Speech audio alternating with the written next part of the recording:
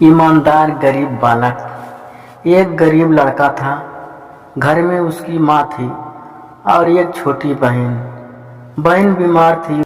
वह उसकी दवा कराने के लिए अपने चाचा से कहने जा रहा था। रास्ते में उसे एक पॉकेट बुक पड़ी मिली।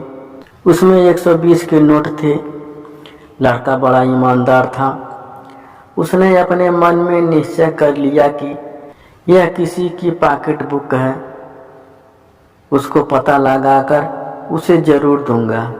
उसने घर आकर अपनी माँ से सब हाल सुनाकर कहा, माँ, जिस बेचारे की पॉकेट बुक खो गई है उसको बड़ी चिंता हो रही होगी, क्योंकि इसमें उसके रुपए हैं।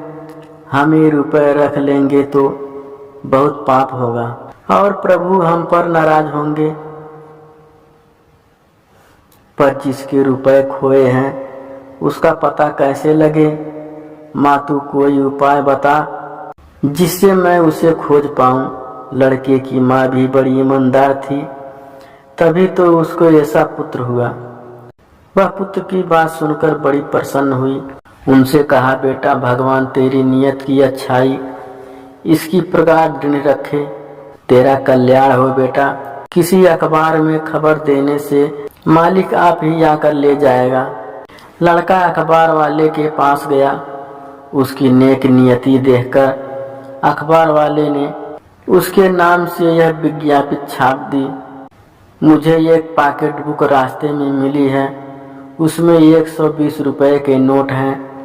जिसकी हो वह अमुक पते पर आकर सबूत देकर ले जाए।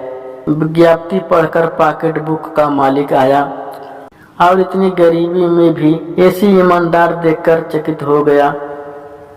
उसने कहा, जो गरीब होकर भी दूसरों को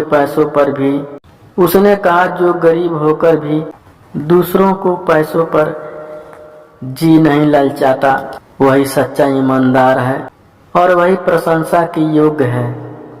तथा सचमुच गरीब ही ऐसे ईमानदार होते हैं। पैसे वाले तो प्रातः प्रभाव न होने पर भी पैसे के लोभ में पड़कर बेईमानी हो जाते हैं। तुमको धन है जो इस प्रकार प्रभु पर विश्वास रखकर अपने सत्य पर डटे रहे। यह कहकर उसने वो नोट लड़की की दवा और सेवा के लिए आग्रह करके दे दिया और लड़के को अपने यहाँ अच्छी नौकरी दे दी। लड़का अपनी ईमानदारी के बल पर आगे चलकर नामी और धनी व्यापारी बना। स्वामी का पता। गंगा जी के किनारे उस निर्जन स्थान में जहाँ लोग मुर्दे जलाते हैं, अपने विचारों में तल्लीन कवि तुलसीदास घूम रहे थे। उन्होंने देखा कि एक स्त्री अपने मृतक पति की लाश के पैरों के पास बैठी है और ऐसा सुंदर श्रृंगार किए है मानो उसका विवाह होने वाला हो। तुलसीदास को देखते ही वह स्त्री उठी और उन्हें प्रणाम करके बोली, महात्मा, मुझे आशा दो और आशीर्वाद दो कि मैं अपने पति के पास स्वर्गलोक को जाऊं।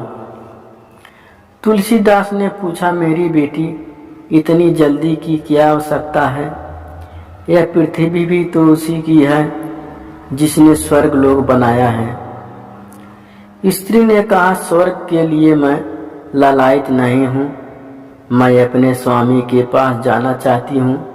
तुलसीदास मुस्कुराए और बोले, मेरी बच्ची, अपने घर जाओ। यह महीना बीतने भी न पाएगा कि वहीं तुम अपने स्वामी को पा जाओगी। आनंदमयी आशा के साथ वह स्त्री वापस चली गई।